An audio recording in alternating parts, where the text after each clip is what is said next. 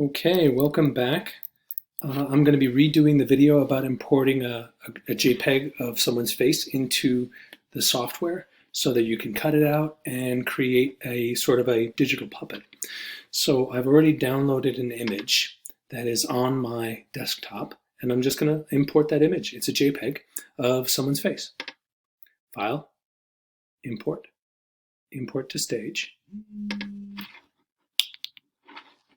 Okay. Choose my image, and in this case, that's a photograph of Eddie Murphy. Click open, and it places it on the stage. Now, as you can see, it far exceeds the dimensions of the stage, so I can scale it down. When you're using bitmap graphics, you can scale them down, but scaling them up is not a good idea, so always bring in a high resolution image if you need one.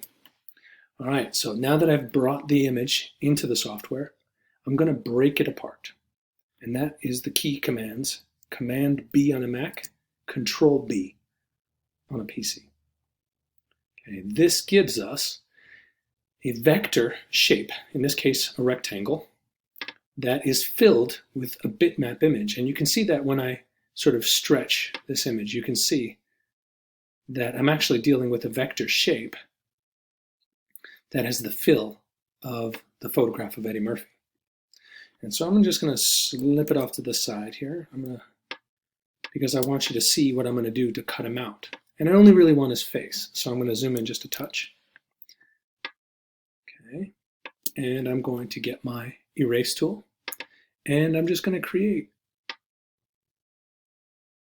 an outline around his head. And you notice I'm not trying to outline the whole thing. I'm just kind of trying to erase around. Now, as you can see, it's not going very well because I'm using my mouse, so it's a little awkward. But you can get the general idea. Now, you could often, oh, that's terrible. Now, you could do this in Photoshop and then import a PNG, and it makes it a lot cleaner because you can do this selections like this much easier in Photoshop. However, for this purpose and in this software, it's just fine, especially if you have a really good graphics tablet. All right, so you can see I cut all the way around his head, and now I can get my selection tool and just select the background. And you can see it selects everything. It doesn't differentiate between the background and his jacket, for example. And that's why using just the erase tool will work nicely. Hit delete, and now I have, let me zoom out just a touch, a vector shape. It's in the shape of his head, but it's not really his head. It's a vector shape that is filled with the image of Eddie Murphy. All right, so I'm going to zoom in one more time on it. And what I'm going to do is get my lasso tool and cut out his lower jaw. Okay. Okay, just make that selection like so, and you can see that part of his jaw is highlighted. V on the keyboard to get your selection tool and copy it to the clipboard. Control C or Command C on a Mac. And then with this still selected, don't deselect it, I'm going to turn it black. And that becomes the space between the space behind his mouth. Put that off to the side. Command V, Control V on the PC.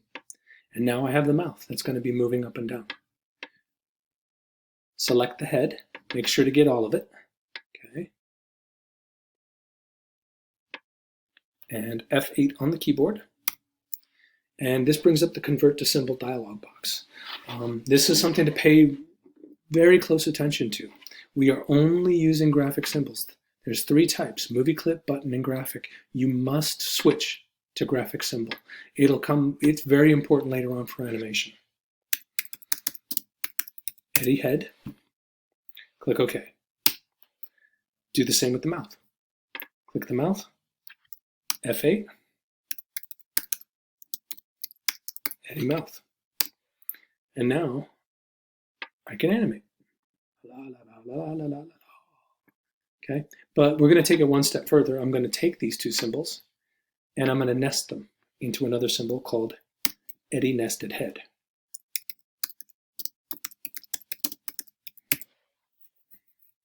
Okay.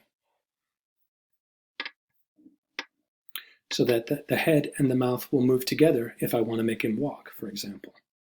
All right? So now I can double click. That takes me inside. If you look at the breadcrumb trail up here, it takes me inside Eddie Nested Head, where I can right click and distribute to layers.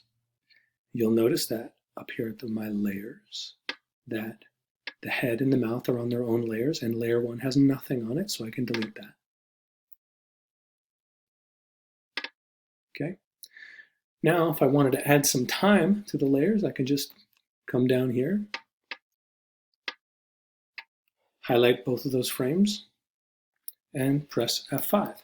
That stretches out my timeline, getting ready to do some keyframe animation.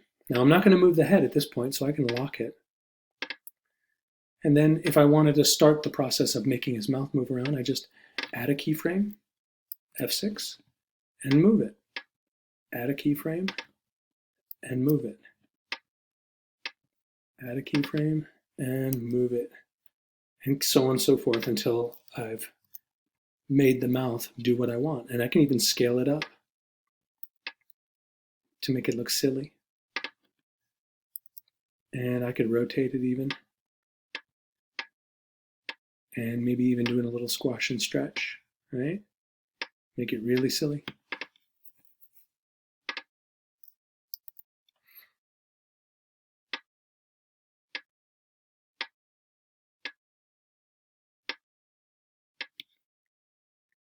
Okay, and that's the beginnings of learning how to do some lip syncing. Now, we obviously don't have an audio clip in there to work with, so it's really just making it up. So as you can see where I scrub the timeline.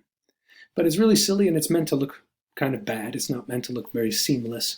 But if you watch the Jib Jab styles of animation, you can see it done really, really well by Jib Jab.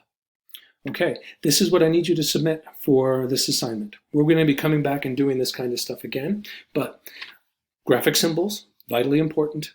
Nesting symbols, vitally important. It'll come back, and we're going to do one of the next videos that we're going to do is about how to nest symbols and why we use graphics to do that. We're going to come back and we're going to do the bouncing ball, and I'll show you why it works. All right, see you in the next video.